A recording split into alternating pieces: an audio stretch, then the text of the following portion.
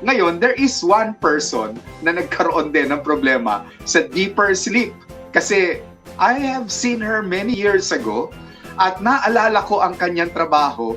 Kundi, ano bang tawag doon sa trabaho na karay-karay mo yung mga artista sa mga events nila, no? At inaalagaan mo yung mga pangangailangan ng artistang yon on stage, di ba?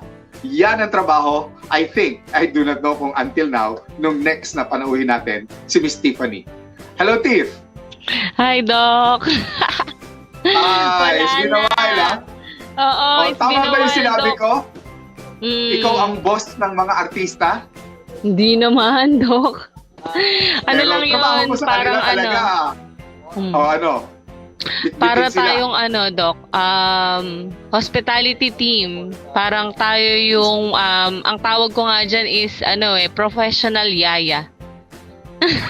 Social na Professional yaya. yaya, pero Oo. kayang singhalan ng artista kapag nagdi-disappear Hindi. sila, ano? Actually, Doc, hindi yung mga artista yung mga manager lang kasi you're not allowed to talk with them directly. Kasi yung mga hawak ko, syempre, oo. mga Korean artists, Korean actors, K-pop. tapos Wow. K-pop, tapos, di ba, yung Wow. nakwento ko sa'yo nun, sina Bryan Adams, sila Selena Gomez, ganyan. Wow! Katuwa naman. Namimiss ko na yung Sige. trabaho ko.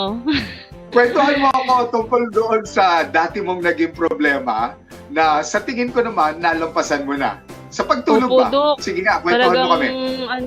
Praise God talaga na nalampasan ko yung stage ng buhay ko nun kasi alam mo yung ang hirap-hirap talaga pag dumarating yung gabi. Before pa yun na nag-work ako dun sa entertainment industry. Parang nagkaroon ako nun ng yung takot na hindi ka na magasing kibukasan.